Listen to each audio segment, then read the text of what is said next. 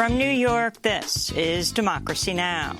A consortium of news outlets from around the world, including Frontline, have been investigating the use of the spyware called Pegasus and the Israeli company NSO Group that sells it to foreign governments. The government can see anything on the phone, including pictures, contacts, listening into calls. The Israeli cyber surveillance company NSO Group says its powerful spyware is meant to target terrorists and criminals. But a shocking investigation shows it's actually being used by client countries to spy on activists, politicians, dissidents, and journalists. Israel allowed NSO to keep doing business with Saudi Arabia, even after the Saudi journalist Jamal Khashoggi was assassinated in its consulate in Turkey.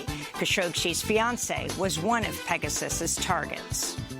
I remember the first days after the murder, a lot of times they try to hack my email. And then Gmail was sending to me emails at that time. Someone tried to open your account. We'll speak with the Secretary General of Amnesty International, Dr. Agnes Callamard, who, as a UN Special Rapporteur, led an investigation into the murder of Khashoggi, and with Nina Lakhani, senior reporter at The Guardian, one of 17 media organizations who are part of the Pegasus Project. Then, in the latest attack on immigrant communities, a federal judge has struck down DACA.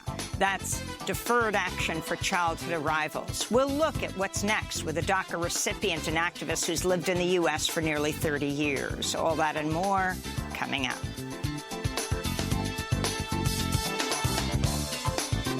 Welcome to Democracy Now!, democracynow.org, the War and Peace Report. I'm Amy Goodman.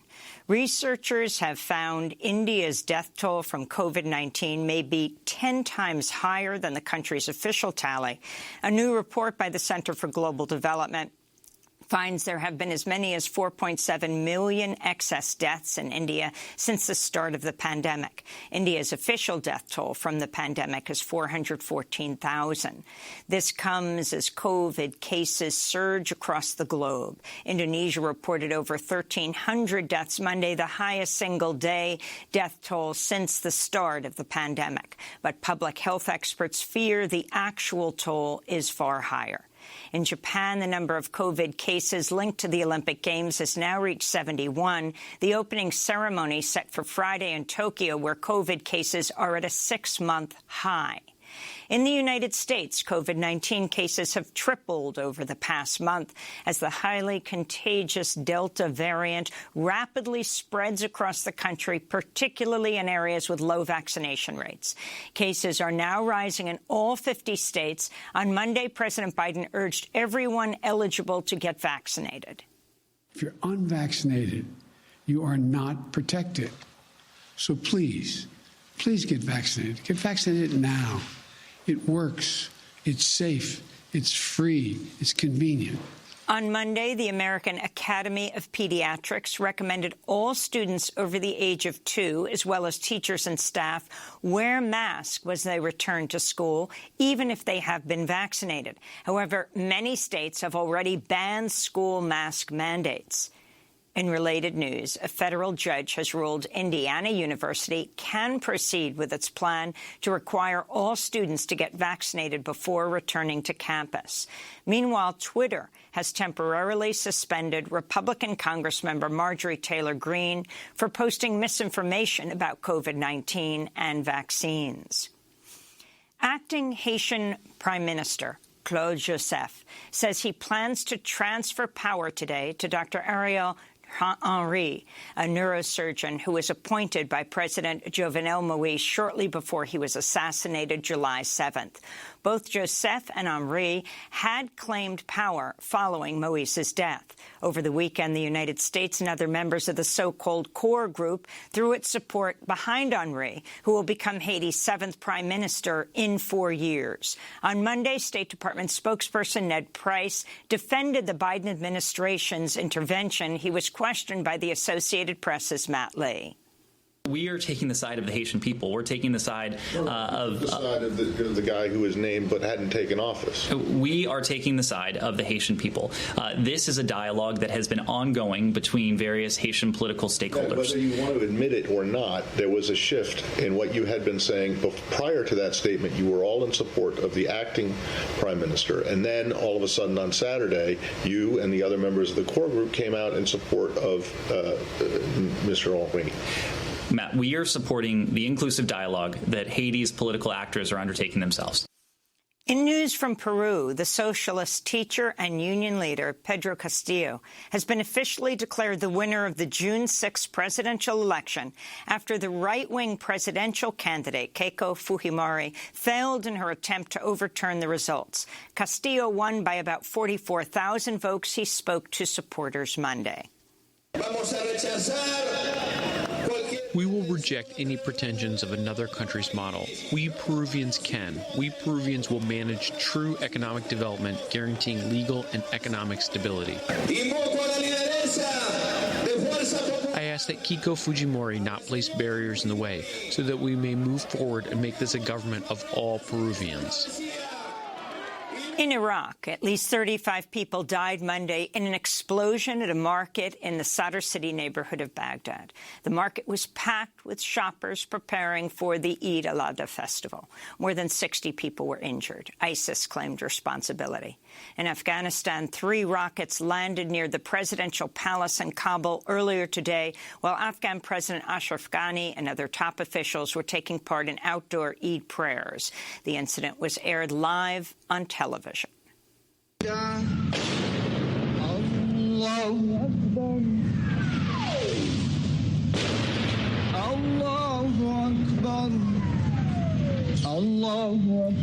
There were no immediate reports of injuries. The Taliban denied responsibility for the blasts. Ben & Jerry's has announced it will stop selling its ice cream in Israeli settlements in the occupied West Bank, saying it's, quote, inconsistent with our values. Supporters of BDS, the boycott, divestment and sanctions movement, hailed the decision, which comes after years of pressure by groups including Vermonters for Justice in Palestine. This is Mahmoud Nawaja, coordinator of the Palestinian BDS National Committee. This announcement is so important and came after years of pressure on the company to end its involvement in the Israeli violation of the international law and our Palestinian rights. Israel's new foreign minister, Yair Lapid, blasted Ben & Jerry's decision, claiming it was a, quote, disgraceful capitulation to anti-Semitism. Ben & Jerry's ice cream was founded in Vermont by Ben Cohen and Jerry Greenfield, both of whom are Jewish. A Moroccan court has sentenced independent journalist Omar Radi to 6 years in prison. He was arrested last year on what press freedom advocates call retaliatory charges. For years, Radi has been targeted by Moroccan authorities for his reporting on corruption and human rights. Last year, Amnesty International revealed Moroccan authorities had hacked his phone using Pegasus spyware from the Israeli company NSO Group. We'll have more on Pegasus and Omar Radi by speaking to the Secretary General of Amnesty International after headlines.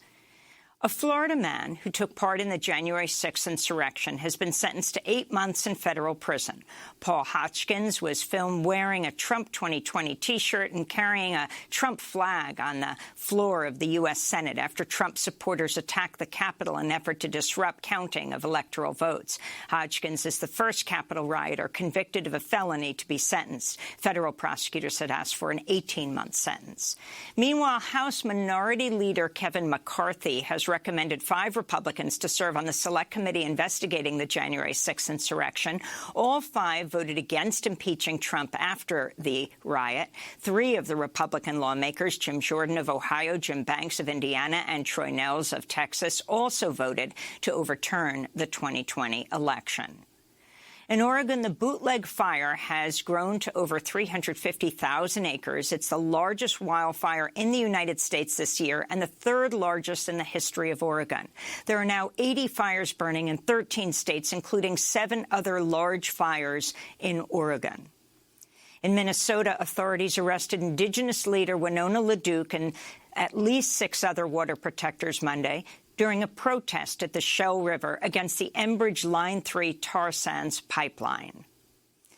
In Washington, D.C., over 100 women were arrested Monday outside the Supreme Court during a protest calling for voting rights and economic justice. Those arrested included the Reverend Liz Theo-Harris, co-chair of the Poor People's Campaign, who helped organize the Women's Moral March. We are all too aware that the extremist politicians who are suppressing and stealing our ability to vote are the same politicians who deny living wages, refuse to expand health care, exploit immigrants and LGBTQIA people and women. And so, we march. Lena Bloom has made history by becoming the first trans model to appear on the cover of the Sports Illustrated swimsuit issue. On Monday, Bloom tweeted, quote, "This moment heals a lot of pain in the world. We deserve this moment. We've waited millions of years to show up as survivors and be seen as full humans filled with wonder," she said. Meanwhile, Luke Prokop has become the first active player in the National Hockey League to come out as gay. The Nashville Predators drafted the 19-year-old player last year. And those are some of the headlines. This is Democracy Now!, democracynow.org, the War and Peace Report. I'm Amy Goodman in New York, joined by Democracy Now! Co-host Juan Gonzalez in New Brunswick, New Jersey. Hi, Juan. Hi, Amy, and welcome to all of our listeners and viewers across the country and around the world.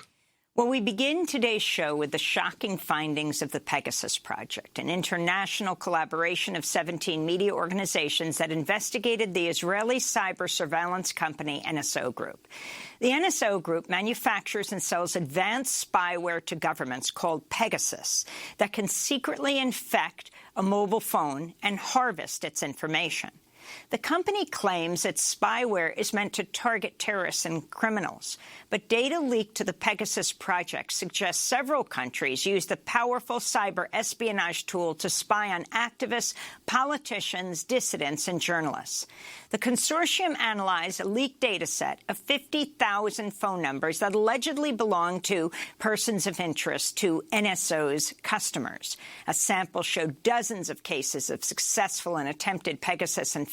The reporting also revealed a massive wave of attacks by NSO Group's customers on iPhones, potentially affecting thousands of Apple users worldwide. And one of the most shocking findings, the Pegasus Project reported the Israeli government allowed NSO to continue to do business with Saudi Arabia even after the Saudi journalist and dissident Jamal Khashoggi was assassinated in 2018 in the Saudi consulate in Istanbul.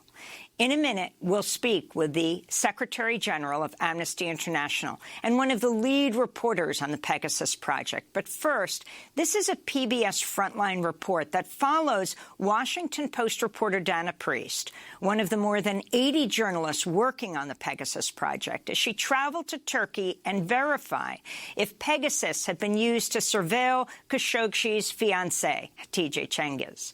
The report was coordinated by the journalism nonprofit Forbidden Stories, with technical support from Amnesty International's Security Lab. On October 2nd, 2018, journalist Jamal Khashoggi walked into the Saudi consulate in Turkey and never came back out. Around the time of his murder, a powerful spyware may have been used to surveil his family.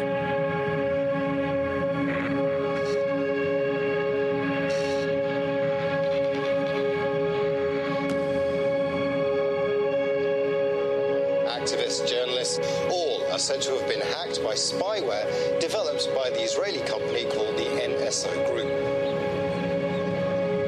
A consortium of news outlets from around the world, including Frontline, have been investigating the use of the spyware called Pegasus and the Israeli company NSO Group that sells it to foreign governments. The government can see anything on the phone, including pictures, contacts, listening into calls. As part of the investigation into Pegasus, Washington Post reporter Dana Priest traveled to Istanbul. Working with the journalism nonprofit Forbidden Stories, the reporters were given access to 50,000 phone numbers concentrated in countries known to be NSO clients. They included journalists, politicians, human rights activists, and Jamal Khashoggi's fiancée, Hatice Cengiz. Dana Priest and a producer working for Frontline and Forbidden Stories met with Hatice to verify if her phone had in fact been hacked. What I'm doing is basically a backup, and based on this backup we will look if there is any trace of infection, past or current. What we're looking for is traces of a software called Pegasus. I remember the first days after the murder, a lot of times they try to hack my email. And then Gmail was sending to me emails that time. Someone tried to open your account or something like that. The simple ones are like that message. The really sophisticated ones, they don't need a message. They don't need you to do anything. Really? Yeah.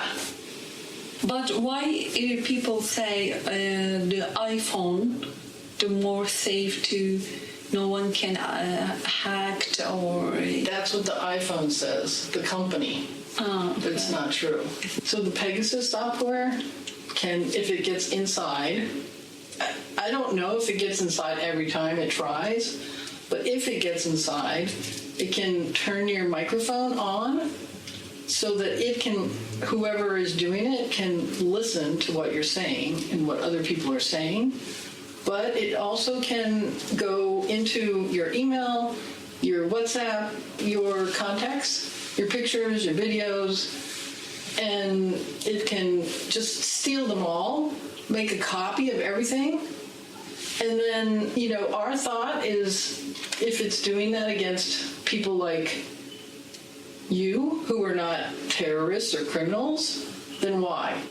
Part of what we want to show, what we think we know, what we are discovering, and what we're researching is, no, they use it against civilians. And why would they want to know what you're doing? Yes, it's my personal life. It's my secret life. It is not enough to say, please stop after this murder.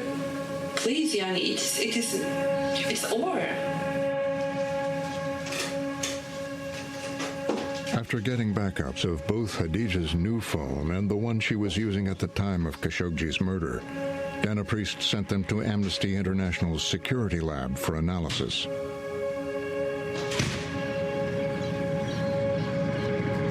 A few hours later, while on the way back to the airport, she received a call with the results.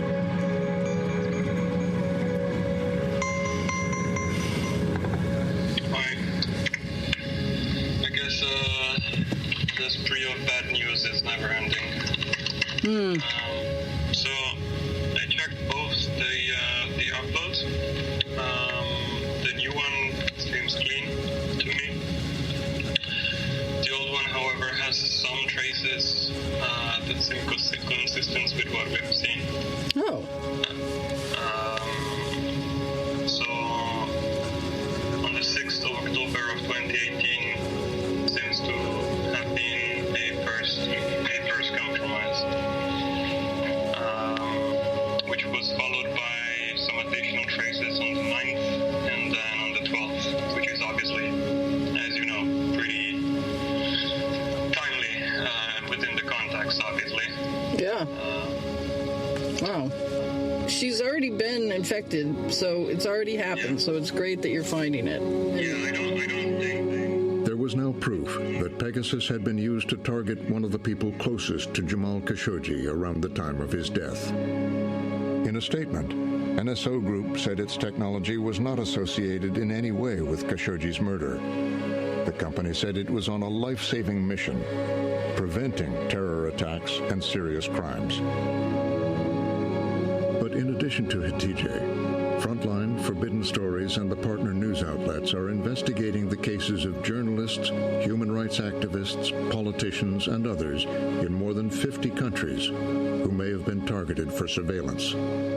That video report, part of an upcoming Frontline documentary produced with Forbidden Stories to air on PBS. And that last reporter voiced Anna Priest of The Washington Post, who went to visit Khashoggi's fiancé in Turkey and found her phone infected. For more, we go to London to speak with Dr. Agnès Callamard, the new Secretary General of Amnesty International, previously the United Nations Special Rapporteur on extrajudicial summary or arbitrary executions.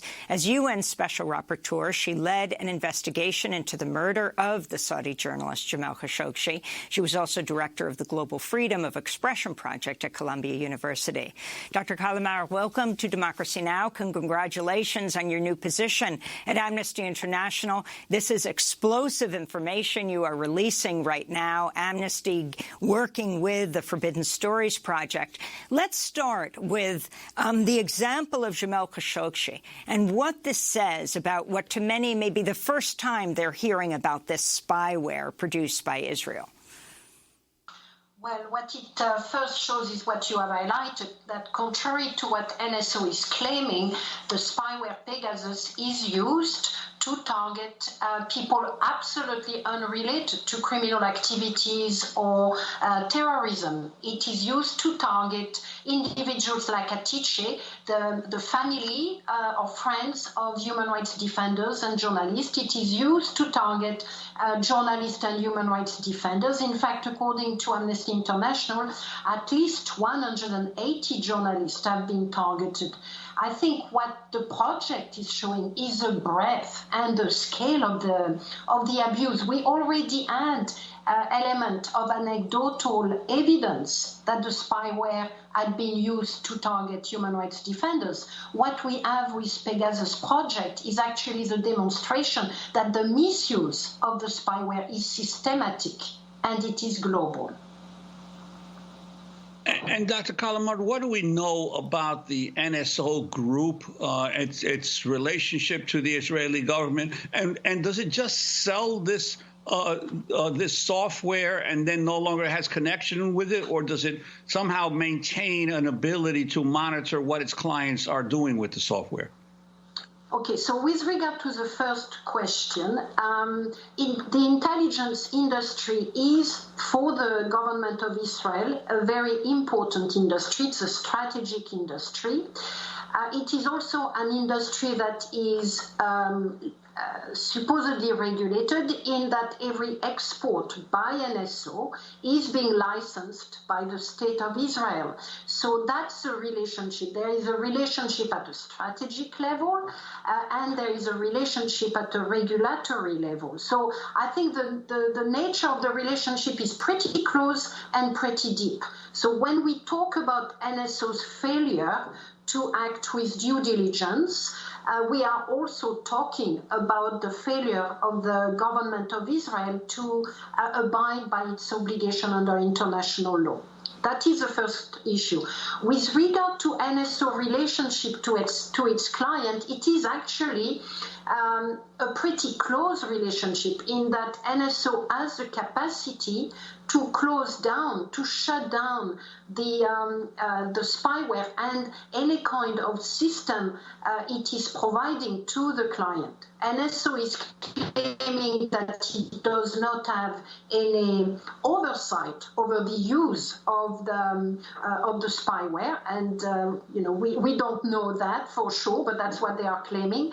But they do have sufficient relationship that they can shut down the system, which is why we are calling on them now, given the evidence being provided, that they shut down every single system in place with all of the clients that have been listed by Amnesty and others over the last few days. This is NSA whistleblower Ed Snowden speaking to The Guardian about spyware sales, he says, needing to be stopped. If you don't do anything to stop the sale of this technology, it's not just going to be 50,000 targets, it's going to be 50 million targets, and it's going to happen much more quickly than any of us expect. The way we do that is to halt the trade around this technology. Dr. Agnès Callamard, would you go that far? Absolutely. So Amnesty International, as well as, in fact, when I was a special rapporteur, I did the same, are calling for a moratorium over the use and the export of that intelligence spywares and that industry more generally that needs to be more heavily regulated. We are calling for a moratorium because we believe that in the current conditions and environment, it is impossible to properly monitor how it is going to be used. Therefore, the only option is for a moratorium over its sale and its export. The other point I want to make, following on the journalist that you just interviewed, is that indeed that spyware is a weapon. This is the only way we need to look at it. It is a weapon against democracy. It is a weapon against human rights. It is a weapon against freedom of the press, against scrutiny of governments. It is a weapon against the justice and fair trial, as we are seeing in Turkey. And it is used extraterritorially, meaning that a government of a country such as Morocco can use that spyware to target people on the territory of another country. That goes against every dimension of international law and certainly against the UN Charter. So we are talking here about a pretty bad thing. So you mentioned Morocco, and I wanted to talk about the Moroccan court yesterday sentencing the independent journalist Omar Radi to 6 years in prison, arrested last year on what press freedom advocates called retaliatory charges. For years, Omar has been targeted by Moroccan authorities for his reporting on corruption and human rights. And last year, your organization, Dr. Calamard, Amnesty International, revealed Moroccan authorities had hacked his phone using Pegasus spyware from the Israeli company NSO Group. I spoke to Radi last year, just weeks before he was arrested. Pegasus is quite silent program. You don't feel it actually, and it's not a persistent program. It doesn't stay in your phone or in your computer. It works using a network injection, so people need to be near you to make themselves pass as a relay antenna, and your phone is connected to a fake relay antenna, and then the network injection works, and then the program works, and they get I don't know, he has a lot of features. He can use your microphone, he can use your keyboard, he can use your screen, and get any information that is stored in your phone. So I don't know what the amount of information they stolen from my phone, but I'm sure in this pro-state medias, they published many information that I have exchanged even in Signal, which is known that that is a very safe program. So I have evidence that my own conversations have been leaked to pro-state media, the same that are leaking also my bank information. So that's Moroccan journalist Omar Radi, again, just yesterday sentenced to 6 years in prison. Soon after we spoke last year, he was imprisoned. Dr. Agnès Calamard, if you can comment on this case. Of course, what you are describing right now is an incredible miscarriage of justice, but it is also demonstrating how harmful, if we needed to, how harmful that spyware is. It is, of course, a violation of, let's say, the right to privacy. But when it is being used, it is the beginning to, it has a domino effect on a range of other violations. In the case of Omar Radi, that spying through the spyware led to his imprisonment, led to his arbitrary detention. In other cases, even though the causal relationship is, of course, difficult to establish, in other cases there are someone such as the Mexican journalist Cecilio Pineda being compromised with his phone, and a couple of days later he's being murdered.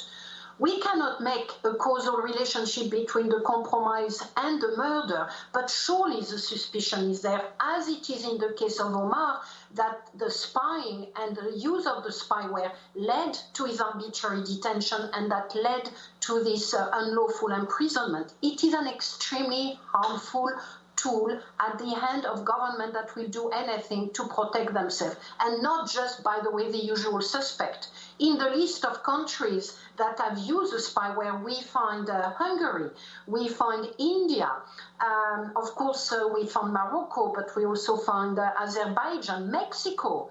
More than 20 journalists have been targeted through the spyware. India, more than 40 journalists have been targeted. And Dr. Calamard, I wanted to ask you about a remarkable coincidence, it seems. The very day that these revelations come forward from this international consortium, the United States government suddenly announces that it has found that China was hacking into Microsoft email and a marshaled condemnation from other governments around the world, an investigation that was going on for months. And also they suddenly unsealed indictments that occurred back in May of some Chinese hackers. As a result, last night on the national news, a lot of the attention was on China's hacking, not so much on the revelations of that your consortium has unearthed here. How does this compare to some of the stuff that supposedly is happening that China is involved in? Look, we have focused on the privatization of spying and intelligence through a focus on NSO. We know that the surveillance industry is very powerful and it is completely unregulated. So that is something that must remain on the international agenda. It does not mean that spying by government is not as crucially important. Of course it is. It may fall under different form of regulation. I have not followed closely enough the allegations against China and Microsoft. I will say that the overall surveillance world is one that is out of control. It is the Far West, whether it is powered by a government or powered by a private company, it is equally dangerous frankly, for global peace and for democracy. And it must be scrutinized and it must be regulated. I can't comment really on the motivation of the U.S. government and whether they were trying to derail a little bit the focus on NSO. I don't know whether they did it. My point is that there is an overall world here that we need to control and need to really regulate. Dr. Agnes Calamard is our guest, Secretary General of Amnesty International. We're going to break, come back with her, and we'll be joined by Nina Lakhani, senior reporter at The Guardian, one of the 17 media organizations who are part of the Pegasus project. She specifically looked at the Mexican journalist Dr. Calamard just mentioned, who was murdered, and also looks at others who are surveilled as targets for potential hacking by NSO's clients. Stay with us.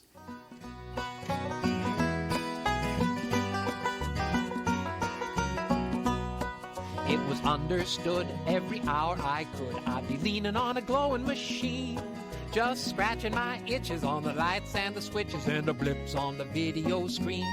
And when I saw my mama hanging from a third-floor ledge, begging for a hand back in, I said I just hit bananas on my Ms. Pac-Man, and I gotta go at it again.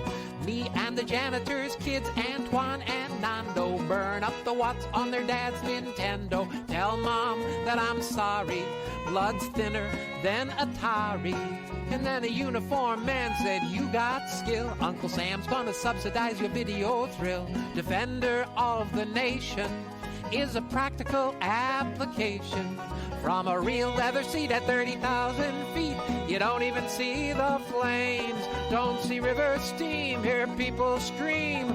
Nobody knows their names. Video Games by Charlie King. This is Democracy Now!, democracynow.org, the War and Peace Report. I'm Amy Goodman with Juan Gonzalez as we continue to look at the findings of the Pegasus Project, a collaboration of more than 80 journalists and 17 media organizations that's investigating the Israeli cyber surveillance company NSO Group. Mexico appears to have submitted more phone numbers for potential surveillance to the NSO Group than any other client country, over 15,000. Including the numbers of teachers, journalists, judges, activists, and politicians. Mexico is one of the deadliest countries for journalists and human rights defenders. As part of the Pegasus Project, The Guardian reports at least 50 people close to Mexican President Andrés Manuel López Obrador, including his wife, children, aides, and doctor, were included in the list for potential surveillance before AMLO's election. In their analysis of the Pegasus data leak, The Guardian also found the mobile phone number of Mexican journalist Cecilio Pineda Berto, who had been selected as a possible target for surveillance by a Mexican NSO Group client in the weeks leading up to his assassination in Guerrero in 2017. He frequently posted Facebook videos denouncing corruption between drug cartels and local government officials. On March 2nd, 2017, he posted this video, was killed 2 hours later. There seem to be very strong ties between the government and this gang leader. If they don't react, more people will die. There are videos showing the deputy with El Tequilero. It's pathetic. There are really many things that are impossible to understand. For more on what happened to Mexican journalist Cecilio Pineda Berto and what the role of Pegasus Project could have played in his murder, we are also joined by Nina Lakhani, senior reporter at The Guardian. Welcome back to Democracy Now!, Nina. Tell us what happened to him and its link to the NSO Group. Hi, good morning. Well, what we know is that in the weeks leading up to Cecilio's murder, one of NSO's Mexican clients identified or selected his cell phone number as a candidate for surveillance. And that video that you just played, just a couple of hours after that, Cecilio Pineda had gone to to a car wash, and he was just resting in a hammock, making some calls. He'd called his mum. He was just speaking to some colleagues, planning what he was going to do that evening. And a gunman arrived on a motorbike, went by foot to the hammock where he was lying, which was hidden from the road, and shot him at least 6 times, and he died of his injuries. We were unable to confirm whether his phone was successfully infected with Pegasus, because the last time that the phone was seen was at the crime scene. It disappeared after that, so we were unable to do that. But what we do know is that the gunman knew where to find him, and we know that Cecilio had been receiving threats. He was worried. He had sought help from the federal government. That there's a protection mechanism that is meant to protect journalists and defenders who are facing threats linked to their work. They failed to do so. But we also know, I managed to obtain the last interview that he had with the protective mechanism, in which they're basically saying to him, look, unless you're willing to get out of the state and take this one offer that we're making of relocating you, we can't help you. We're going to close your case, which is what they did. And what he says to them, he says, look, I don't think I need to move. I've changed where I'm sleeping. I don't leave my car in the street. I don't think they don't know where I am. The people who want to hurt me and who might send gunmen to kill me, they wouldn't be able to find me because I'm just moving all the time. Little did he know that there were certainly that his phone numbers were selected for potential surveillance just weeks after that. And Nina Lakhani, why so many potential targets in Mexico, from what you've been able to tell? And of course, the Israeli group continues to say that their software is used only to identify potential terrorists. Would there any indication that any of the phone numbers, of the 15,000 phone numbers as potentially targeted in Mexico were connected to terrorists? Well, they say terrorists and serious organized crime, right? I mean, I think Mexico is a very particular case. We found in the leaked data, there's more than 15,000 individuals in just 2 years, 2016 and 2017, just 2 years. We know that Mexico was NSO's first client, and that when the NSA group started doing business with Mexico around a decade ago, we were already 5 years into the complete failed war on drugs. And by that time, we already knew that Mexican security forces and parts of the criminal justice system were implicated in dire human rights abuses, extrajudicial killings, torture, forced disappearances. So when NSA Group starts doing business with Mexico, its first client, we already knew that the so-called good guys weren't good guys. And I think the case in Mexico, what is so, shocking for me, as well as the depth and the breadth of the sort of potential surveillance that has gone on, is just that, this claim that the NSA Group's claim that we are here fighting the good fight, we are here targeting criminals. Well, the line between good and bad in Mexico is blurred. Right, we know that at a local level, from Cecilio Pinedo and many other journalists reporting, and we know that at a national level. We know that a case that you guys have reported on, the Ayotzinapa case of the 43 disappeared trainee teachers. We know in that case that people at the highest level, including Tomás Verón, who is currently in hiding in Israel and was a key person in getting Pegasus into Mexico. He signed, he was promoting the software and signing contracts. And we know that he's wanted for embezzlement and also for the torture and disappearance of those students. Right? We now know from this investigation that at least 3 relatives of the 43 students were selected as potential candidates for surveillance. So were a lawyer and a human rights leader in a human rights centre who were representing the families. So were at least 2 of the independent experts who had diplomatic status at the time, who were sent to investigate the case. What we see from Mexico is it's a free-for-all. Anyone and everyone was being identified as potential targets for surveillance. And in terms of the surveillance of the family and campaign operatives of Andrés Manuel López Obrador, that would seem to have been called for by someone in a very high position of power within Mexico itself, no? It's really astounding. Thinking back to the time, 2016, 2017, Enrique Peña Nieto's government is absolutely tanking in the polls. He has the worst ratings in history of a Mexican president. Scandal after scandal after scandal. Meanwhile, AMLO's is in ascendance, right? His political party, Morena, is starting to win elections at local levels. His popularity is growing, right? And so this is 2016 and 2017 is the year before the general elections, the presidential elections. And we see everybody close to him. His 3 sons, 3 of his sons, 3 of his brothers, his wife, his political advisors, key candidates, Claudia Sheinbaum, who went on to be elected as Mexico City's mayor, many other local and national politicians in the Morena party.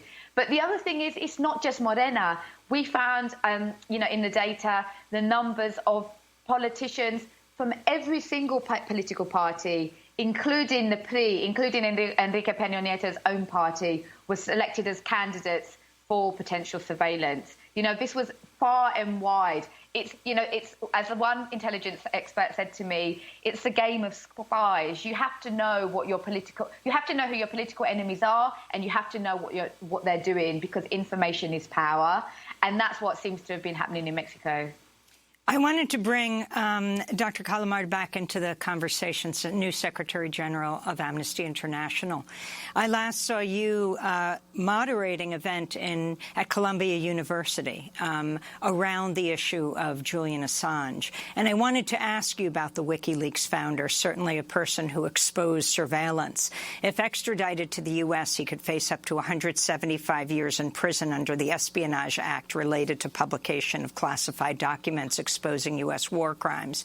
In a recent interview, his partner, Stella Morris, urged the Biden administration to free the WikiLeaks founder. This is what she said. Something has got to give. They can't maintain this prosecution against Julian while saying that they defend global press freedom or defend the First Amendment in the United States.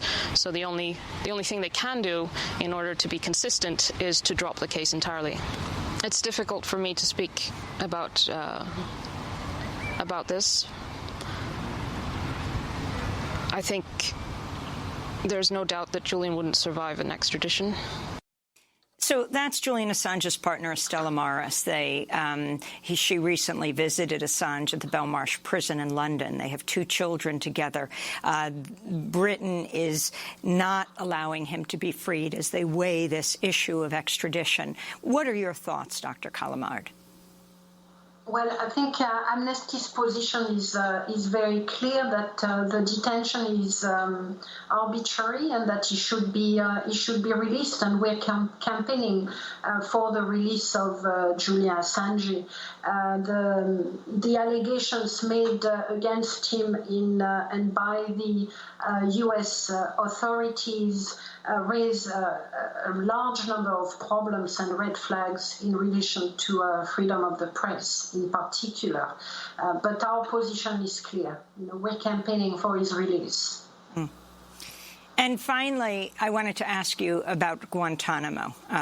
Guantanamo was just in the news yesterday because after an extended period of time, the first prisoner at Guantanamo has been released under the Biden administration. He was released yesterday to Morocco.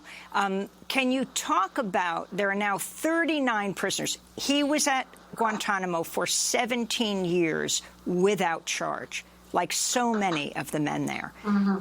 Yeah. Is Amnesty International, are you calling for Guantanamo to be closed? Absolutely. Amnesty has called for the closure of Guantanamo for almost, decades, I will say, for as long as it has been in place. One Secretary General of Amnesty very, powerfully referred to the Guantanamo as a gulag of our time.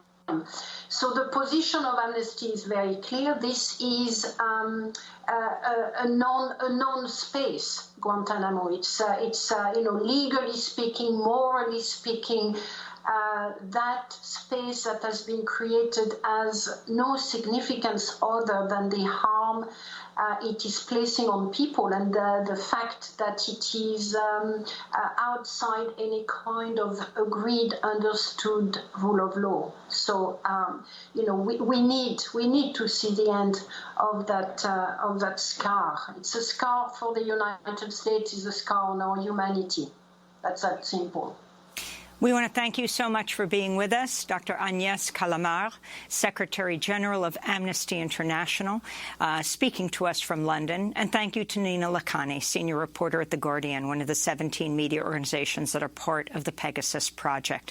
Next up, a federal judge has struck down DACA. That's Deferred Action for Childhood Arrivals. We'll speak to a DACA recipient in Houston. Stay with us.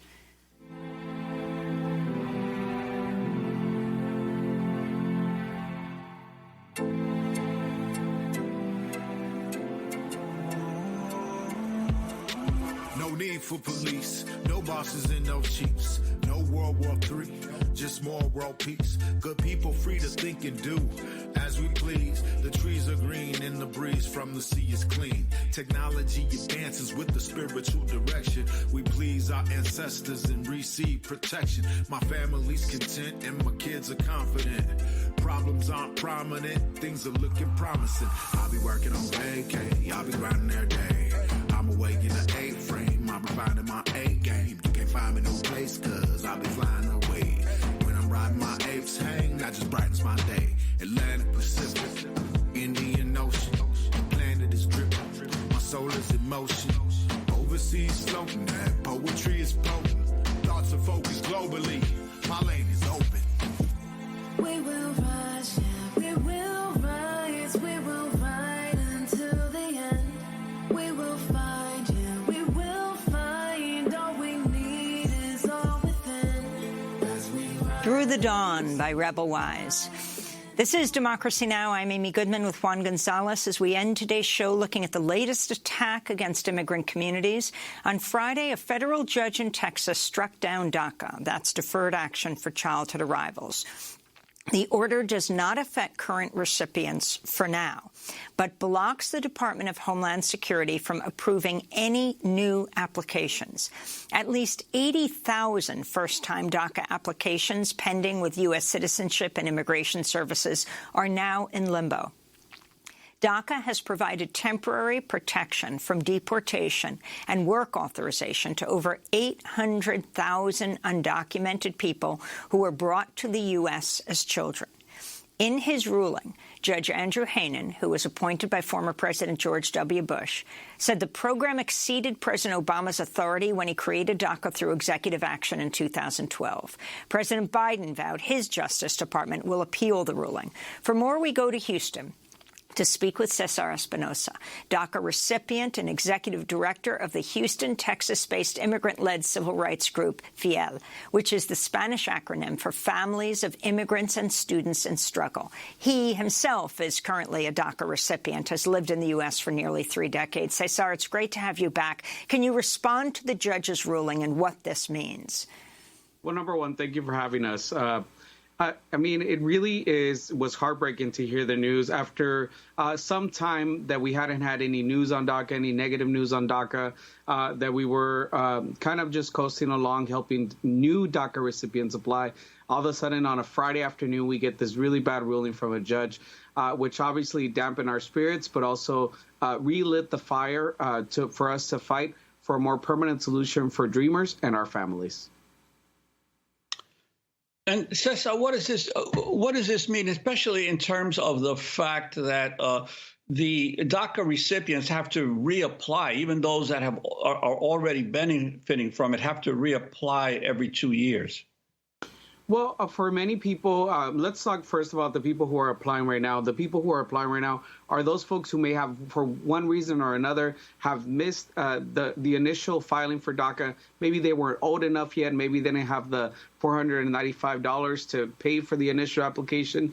But for current DACA recipients, there's 2 major things that are happening here. Number one is the fact that we have to live our lives 2 years at a time at the expense of another court ruling or whatever politics is happening in the country at a time. And number two, for many people who are struggling after the pandemic, who may have lost a job, they are really struggling to come up with the money to have to repay every 2 years the $495. And could you talk a little bit more about what it's like as a DACA recipient, day to day, dealing with planning for your future? I mean, it really is. We're really in limbo. For many of us, we have put our lives on hold. We have right now the other issue, which is USCIS is taking a very long time to process applications. And so we have DACA recipients who may have, great jobs, who may be teachers or doctors or nurses, but because there's a backlog right now in USCIS, they're not getting their work permits in time and they're getting laid off or they're being let go from their jobs. But just on a personal level, it really is heartbreaking. I recently got married and my wife is constantly worried about what our future is going to be like if I'm going to be able to be in this country. I am currently also waiting for my DACA to be renewed, and she's very fearful of me even doing mundane things like driving to work and being and just being here in this country. So we really need to find a permanent solution for DACA recipients, but not only DACA recipients, but TPS holders and all the people who are living our lives 2 years at a time. During President Biden's remarks on the economy at the White House yesterday, he was asked about the whole issue of DACA and immigration reform. At what point would you consider inflation unchecked to a point at which you would either consider taking action or you would want to see the Fed take action? And secondly, why do you believe that the budget bill is appropriate legislation for a pathway to citizenship? Well, first of all, I think we need to find pathways to citizenship. The budget bill is an appropriate way to get around the filibuster to be able to make a judgment as to whether or not they should have a pathway. That's for the parliamentarian to decide, though, not for Joe Biden to decide. So that's President Biden yesterday. Cesar, what exactly does this mean?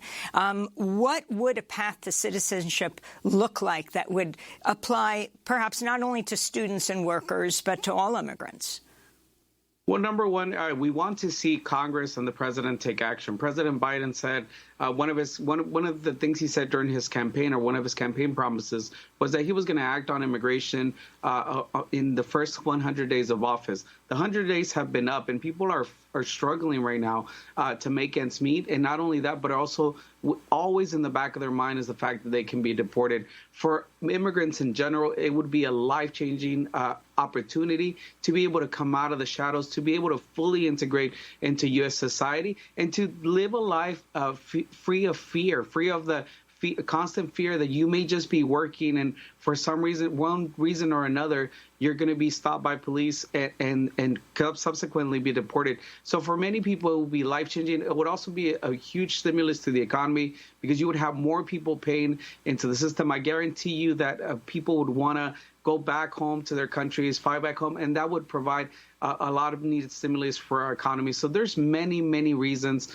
to pass comprehensive immigration reform, but more importantly is the fact that our parents and the folks who brought us here have given this country their entire lives. I've been here for 30 years. My parents have worked very hard. And so all we ask is that they be treated humanely and that they get a pathway to what we believe is what they deserve. And so how would, in terms of practically, in terms of the road ahead, clearly the Supreme Court is not going to be charitable when it comes to the issue of the dream is now given the 6-3 conservative majority. And there is such a close edge or slim edge of the Democrats in the Senate and the House. What do you see as the best road forward for getting some kind of relief for DACA recipients and for others who are undocumented? I think the best path forward is for us to continue these conversations for folks on both sides of the aisle to realize that immigrants have been essential workers prior to the pandemic. We have been essential workers during the pandemic, and we're going to continue to be essential workers because we are the backbone of this economy. The other thing is that it's important for us to call for folks who are not DACA recipients, who are not immigrants, get on the phone and talk to your legislators and tell them that you believe that we need a pathway to citizenship for all people. And at the end of the day, we just want to make sure that we get a bill passed, and we get a bill passed, at least a temporary bill that would allow people to get work permits and to be able to be here free of the fear from deportation. And then we can work on a pathway to citizenship in a different approach. Cesar, we just have 30 seconds, but you're also participating in a study of an outreach to Latinx population of Houston around COVID. What are you finding? We did a groundbreaking study on people's reserve when it comes to the vaccine. Folks can look at it at fieldhouston.org/COVID-19. They can download that study. And what we're hoping is that this can help government officials make better decisions when it comes to outreach our community, because what we realize is that what we found out is that our community is not nobody's talking to us. And we need that to happen in order for us to have a stronger and more reliable community. Cesar Espinosa, we want to thank you so much for being with us, a DACA recipient himself, executive director of the Houston, Texas-based immigrant-led civil rights group, FIEL. And that does it for our broadcast. Democracy Now! Is currently accepting applications for our video production fellowship and our digital fellowship here in our New York studio. Learn more at democracynow.org. I'm Amy Goodman with Juan Gonzalez. Stay safe.